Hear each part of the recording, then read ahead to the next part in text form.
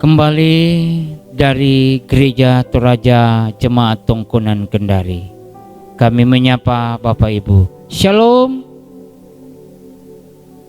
Rehat edisi Jumat 29 Mei 2020. Mari siapkan hati dan siapkan Alkitabnya. Kita satu dalam doa. Ya Allah, di hari yang baru, pagi yang indah, kami kembali menyapa Engkau sebagai Bapa dan Tuhan atas segala kehidupan kami. Syukur hari ini kami ada karena perkenan-Mu, dan kami mau bersama untuk menghayati kebenaran firman-Mu dalam renungan harian saat ini. Karena itu ya Allah Roh Kudus, berkenanlah kepada kami, sehingga kami dimampukan memahami apa arti dan makna firman-Mu. Dalam nama Yesus Kristus kami berdoa. Amin.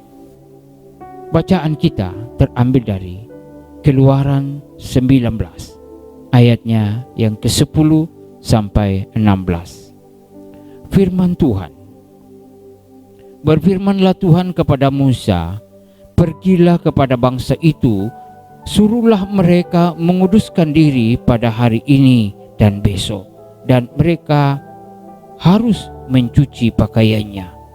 Menjelang hari ketiga mereka harus bersiap, sebab pada hari ketiga Tuhan akan turun di depan mata seluruh bangsa itu di Gunung Sinai.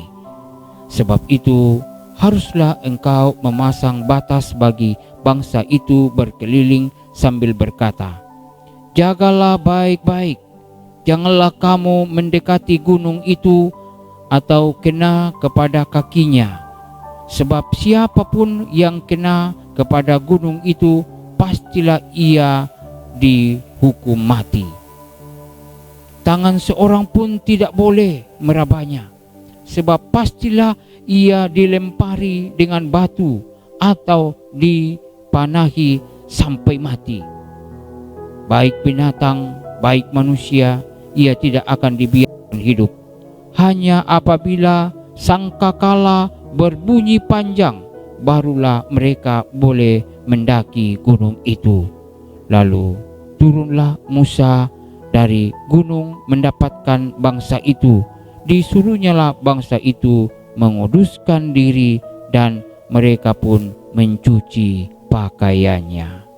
Demikian firman Tuhan.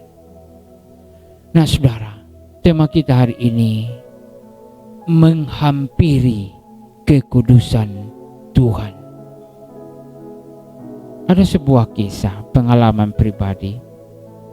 Berapa waktu yang lalu pada pelayanan pertama di Jemaat Seriti Selatan di Klasi Seriti wilayah Lu.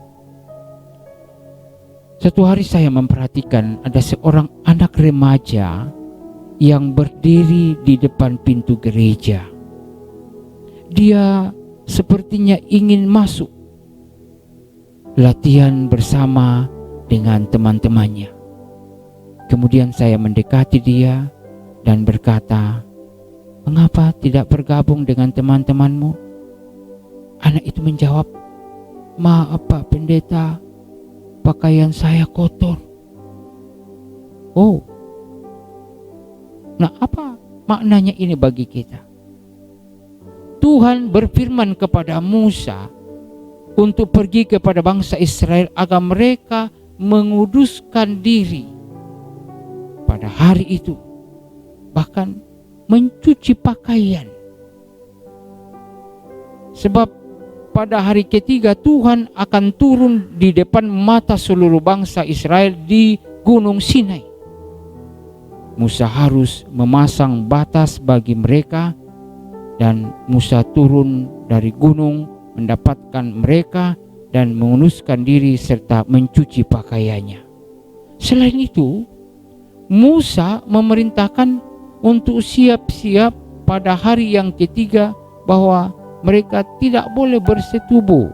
Ya, ini juga merupakan sebuah hal yang perlu diperhatikan. Bersetubuh ya dalam hubungan suami istri tidaklah masalah, tetapi dalam hari yang ditentukan Tuhan adalah sebuah hal yang perlu diperhatikan, aturan-aturan untuk tidak menajiskan kekudusan Tuhan.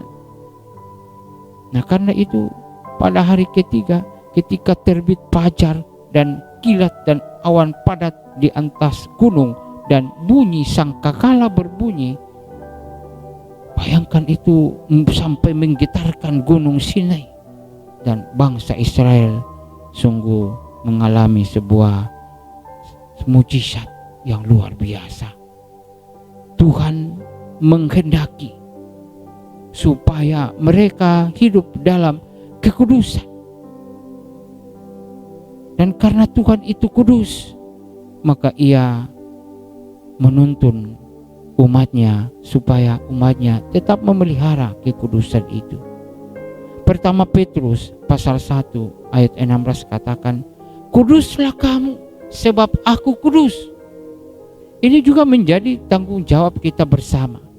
Bagaimana kekudusan hidup kita alami dan kita terima di dalam Yesus Kristus yang telah menguduskan saudara dan saya oleh pengorbanan Yesus Kristus di atas kayu salib.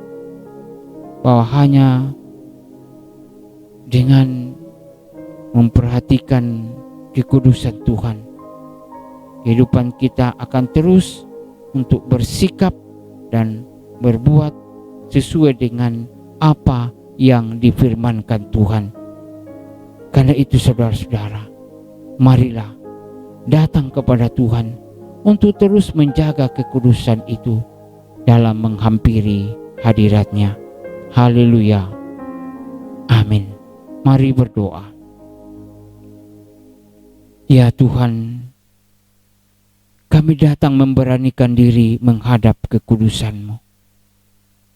Kami sungguh menyadari akan kelemahan dan kegagalan kami menjaga kekudusan hidup sesuai dengan firman-Mu. Karena itu kami mohon, Roh Kudus, mampukan kami untuk hidup dalam kekudusan-Mu. Dalam nama Yesus Kristus kami berdoa. Amin.